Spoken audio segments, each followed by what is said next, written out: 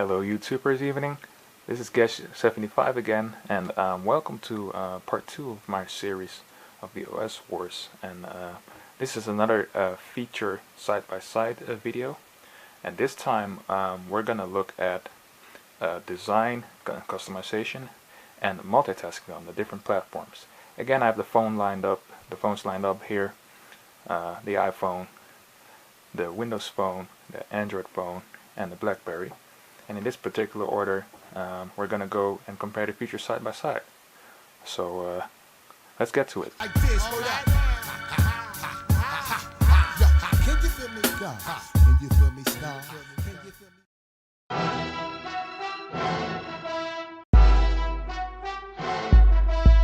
so design and customization.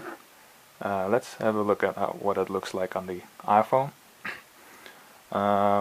iOS, of course, has been through some design changes in recent years, starting with iOS 7, where they actually ditched the skeuomorphic design. And skeuomorphic is that everything looks organic and is really easily recognizable if you're used to like a real calculator or a desk or the simulation of materials. And so the design is very flat nowadays and also translucent, as you can see here from the top bar. You can see all of the icons blurred out, but they're still underneath the drop down menu, and you can see that it looks kind of like you're pulling another layer on top of the operating system. Also here got a similar kind of setup, so everything is very clear, very simple and neat. The new flat or modern design, if you want to call it that. That has been incorporated as to how the iPhone design looks like. It's not been carried out to all of the apps that you find on the iPhone, but it is very predominant, especially if you go into folders. And you really see that effect. And what's also pretty nice is that you have this parallax effect, so as I move, it's almost like the icons are moving on top of the background. The music app has been redesigned, so that's one of the most primary apps we've been working with. And you see here there's less translucency, but a lot of whites and black fonts on the white background. A few accent colors, in this case red. I don't know if you can customize those, but Apple chose for that. Also on the top, we've got some little icons up the top of here. And also the icons themselves, they're squares but rounded off squares, so it's kind of what they've always had. They haven't really changed anything to do about that. So let's move over to the next operating system, and that's the Windows Phone, of course. And Windows Phone, as I already said in one of my previous videos, it's probably my favorite among the design part, because they actually really started this flat design, and here you see it's even more square. It's very it makes a lot of use of the dark themes, and it's very ultra simplistic.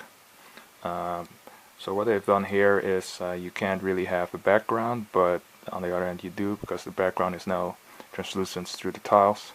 And they've also added a small parallax effect. If you watch closely, you can see the picture moving as I scroll up and down. Also, if you go to things like a phone book, everything happens with fluid animations, and again the pivoting. So you've got the big font up here, and you pivot through the menus. So it's very different and very unique design, and I think again it looks very pretty. Also, when you go back to the home screen, also has a nice animation. So I think in terms of animations, iOS and Windows Phone are kind of the ones that executed very well. It looks very appealing. Everything is very clear. You can easily read what kind of apps you have. And what's fun with Windows Phone, of course, they have the live tiles. They have their own animations, so they flip or they scroll through to give you any ambient information. What's also pretty funny is the folders. So I have a folder over here, and just it's really nicely executed, and everything is just really fluid and looks very well timed. Also, what you notice again, like iOS, is that there's actually zero lag in the animations, so everything feels fluid, runs fluid. If we go up top here, we have our notification center, of course. That one is not translucent or anything like that, so it's really just something that comes to top. You see also, they give you the illusion that you're pulling up something on top of your live tile, so it's being pushed back, and of course you see that it's darkened, and once you pull it down, it's completely dark. Also, if you see the toggle icons here, let me just put the brightness a little lower so we can actually see them. You see that they're very simply designed. Also, something that is in Windows 8.1. It's been a little criticism about this. So, like the settings menu is a little too typographic. So there's a lot of words, but not any icons. Of course, in Windows 10 they have addressed this, but I think it's also a matter of getting used to, because eventually, especially with the latest update, this one doesn't have that yet. It's really easy to search for the options in the menu. So let's hop on to the next operating system, and that is the Android phone in this case. And Android's actually a pretty funny story, because of course it's very catered to what each brand wants to represent. They try to differentiate, but this is that's why I picked the Moto X for this series of videos, because this is the way Android is supposed to look like. So late last year they introduced the flat design, also called material design, and it has a really new sense of design philosophy from all the other ones that they used to have in Android 4.0 and Gingerbread and the earlier ones. So again, just like the other operating systems, everything looks pretty flat. But what's funny is they use a lot of whites in this operating system also. So if I toggle down to my notifications, all these little white bars and design elements. If you go here with the toggles, you also see there's a lot of white on black. So that's really the new style that Android has chosen for their upcoming operating systems. Because I seem to recall in Marshmallow, design-wise, hasn't really changed anything. So also if we go to the Google Now, everything is also in white. So that's really something that they want to accentuate with their design. So you can also see that again in things like if you look in the folder or even their own app. So the Gmail app, again, white with some themed colors. So also when you go and, well, any of their apps actually, so in the music player, it's also very, very similar. It took a little while there. Yeah. So yeah, that's really basically what they're doing. So let's go into the settings menu. It's usually also nice to see what it looks like. And you see that the items are again white on colored on white. So you have a few accent colors. It's a little similar to what you have in iOS, but of course in Android, this is the look that they have for their phones right now. So also if I do this, also if you look at the keyboard, it's very flat, and again, I think I've said the word white lots of times, but that's really what they're trying to accentuate and trying to show, that everything is clear and simple. Not everybody's a huge fan of it, but I think it gives Android more of an identity, especially because a lot of times it gets compared to iOS and stuff like that. It definitely gives Android own kind of feel if you compare it to the other operating systems. BlackBerry is a very interesting story because, of course, they have redesigned and remade their entire user interface from the ground up. And what I can actually say about the design is very modern. It's a kind of a mesh from iOS and Android. So it's also the icons are not fully rounded, but they're kind of icons on themselves, which stand up from the background, a bit the same as on Android. But then again, if we look at the toggles and everything like that, also very simply designed, and there's not really any accent colors, because the main theme in the as I've configured my BlackBerry is that everything looks kind of black. So if we go to the settings menu, everything is black and dark.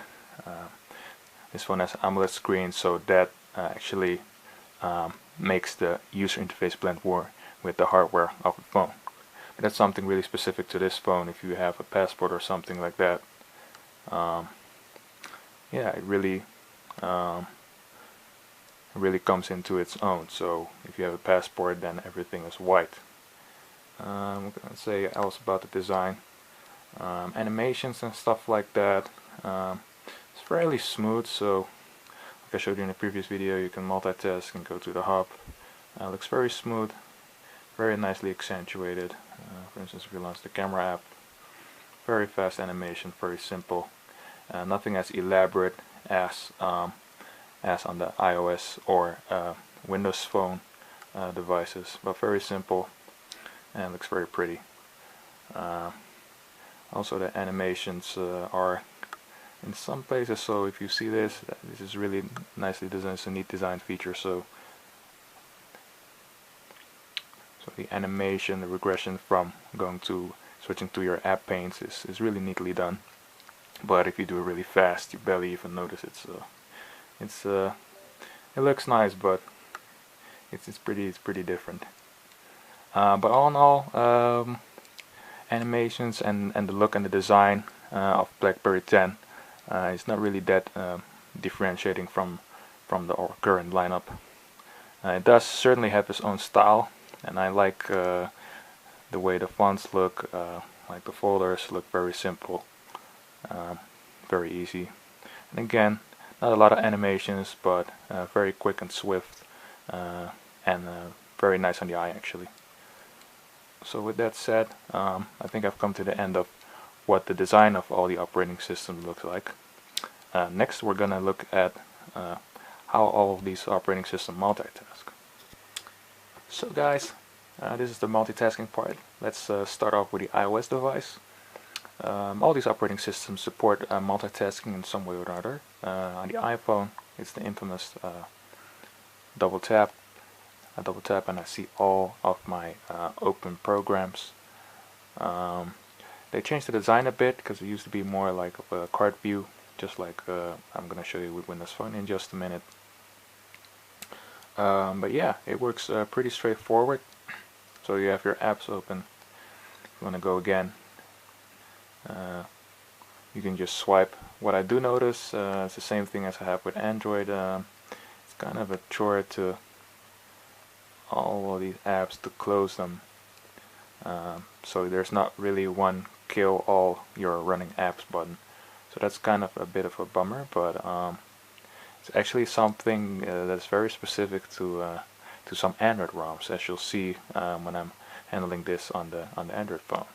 Something that's also curious during multitasking, or what's interesting, an interesting difference, is how they process things as running videos, either from an app or from the browser. So one of the examples I want to take is YouTube, for example.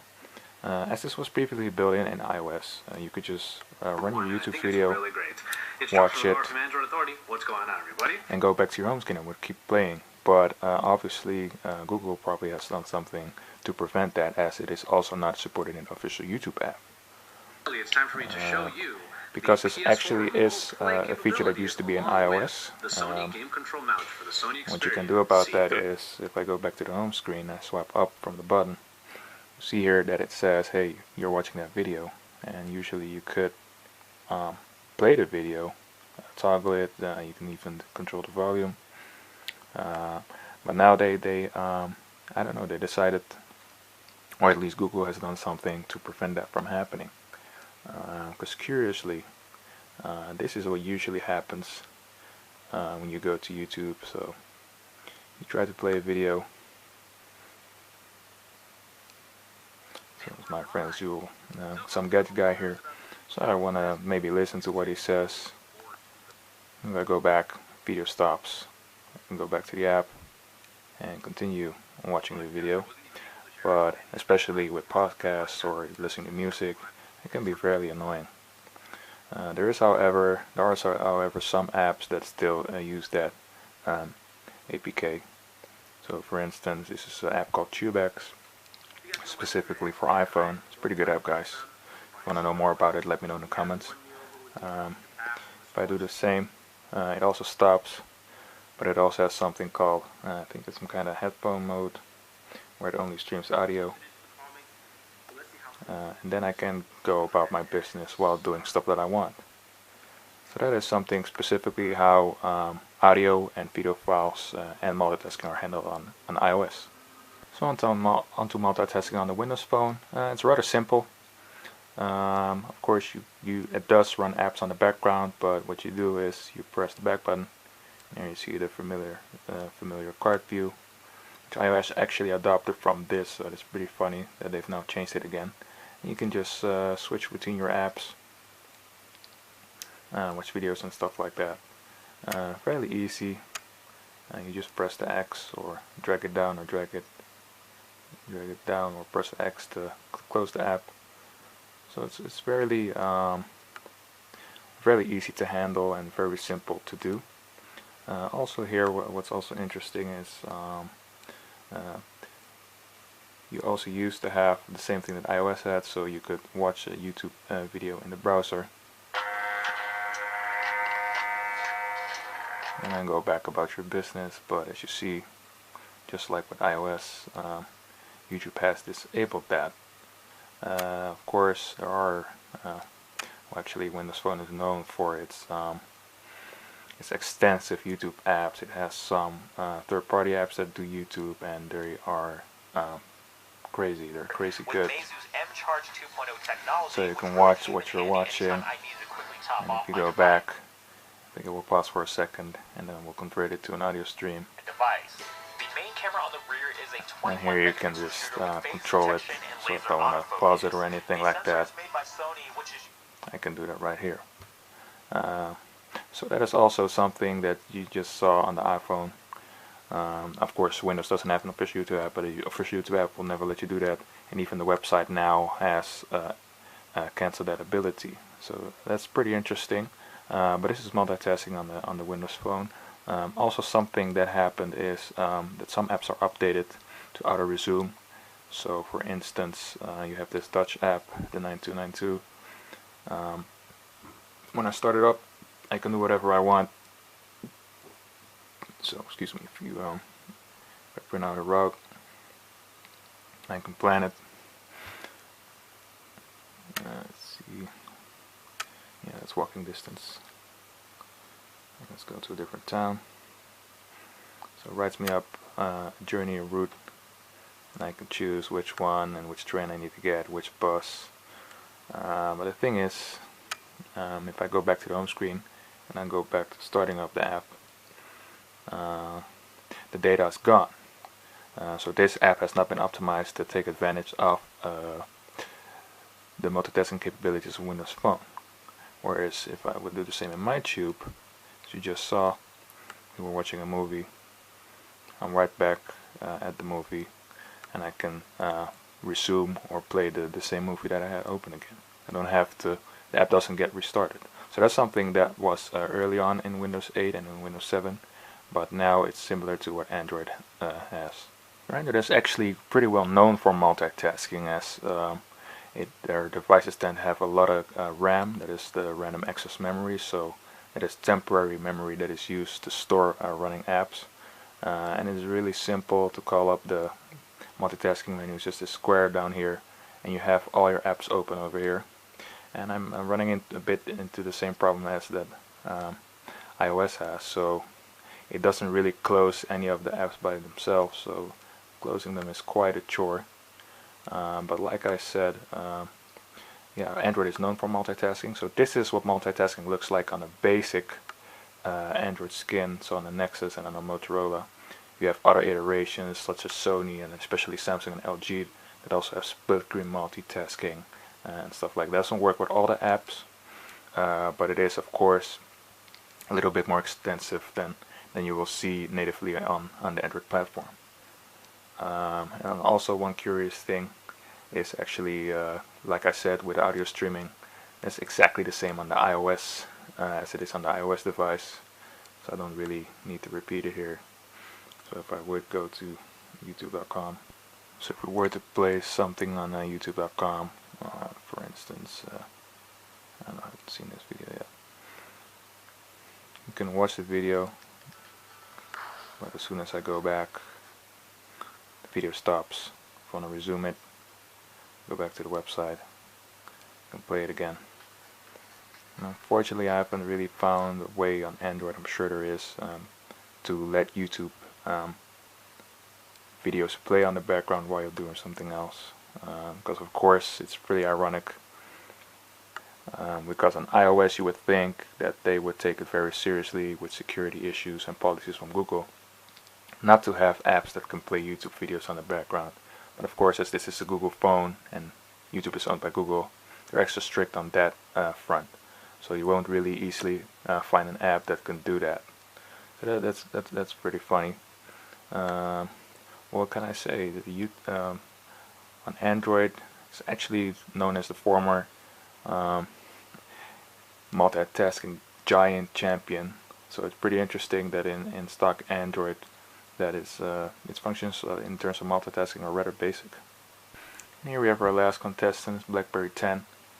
And the funny story is, out of all the operating systems, BlackBerry 10 is actually, well, its philosophy is that you do a lot of stuff side by side. You go in and out of apps, and that is actually where BlackBerry 10 is based off on the most, because the home screen is your multitasking screen. I can swipe to the right, like I showed you in my previous videos, and I've got my icons here. But if I go to my home screen, this is my home screen. So here are all the apps open. And I have to say, before using BlackBerry 10, actually regardless of BlackBerry 10, that Android is the multitasking king, but on the native platform itself, optimized for multitasking, it's really BlackBerry 10 that is the most powerful when it comes to that. So in the first, what you can see is that it's very simply laid out what kind of apps you have open. It's very easy to switch between the apps, so you just swipe up, you switch to the next one. You swipe up, you switch to the next one. And it's also pretty good with keeping games and stuff like that in memory. So that's also very convenient. And also, if you minimize apps, they turn into these widgets. So that's also pretty cool, and it's also really based on the apps that you have running. One of the craziest things is how it ties in multitasking in terms of getting notifications. So I'm browsing in my Facebook app here, or I might go to my tweets, and if I want to see anything, I swipe up and I see my notifications. Swipe back down, I'm back in my app. If I swipe up and pull my thumb to the right, I get straight into my hub, and I can see more of my notifications and really see if there's anything there that's important. I can then go in my hub. Not important. I just go back with a flick, and I go back to my previous app. And that's really something that when you're using these gestures, which are very intuitive as you get used to them, you really do it real fast. Because what I did actually was go into my hub. Usually you just go back, but because I'm so used to doing these gestures in one tap, I go into the app that I had open. So it was this, and then I do this. So that is pretty. Yeah, that's something that this operating system, compared to the others, is really based upon. And you can also see that when you're especially when you're multitasking with the browser. So this is very funny, because this one actually also has that ability that I talked about. So you go to YouTube, you watch a movie or anything like that, and this browser is actually pretty powerful, so it gets recognized as a Mac OS X browser, funny enough. So if I watch a video or anything like that,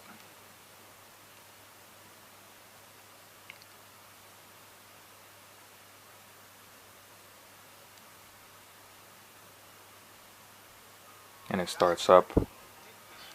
I can check out the video, and it's pretty funny because I tried to do the same on the Android phone. It wouldn't really load the video, but this really shows the power of the multitasking that it has. As I'm watching this video, I can still swipe up and do the same gestures and go and see what else is in the hub, and the video will remain playing after the ad. It continues. Yeah, so the video is starting right now. Danny Rubino here from Windows Central, and that is just gonna go on. The whole video plays on while I'm checking stuff in my hub. So that is really the ultimate form I've seen on a phone of pure multitasking and no lag or anything like that. Also, if I minimize it, video goes on, I can just go about my business, go back into my let's go and check the weather, and I can just use these toggles and see what's playing. It was similar like on the Windows phone, and I can just pause it from here if I don't want to hear anything anymore. Resume it from here too. Also use the button for that. So that's pretty neat. And from what I can tell, from what we've seen so far from the 4 platforms, multitasking really is a strong suit of the BlackBerry 10 OS at the moment. Guys, thanks again for tuning in to another one of my videos. I hope you enjoyed this segment. I thought it was really interesting to see them side by side, how multitasking works, and also what kind of design differences are there, what kind of similarities are there. Because I really get the feeling that a lot of these designs that used to make them so different back in the day really coming together. So they're really having more similarities than they have differences. Differences that they do have are very interesting, especially in the multitasking bit.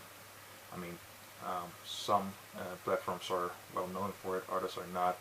So I'm really interested to see or to hear from you in the comments what you think about this video, and were there any surprises or any similarities, or what are your own experiences with different apps in terms of multitasking. Thanks again, guys, and stay tuned, there's a lot more to come.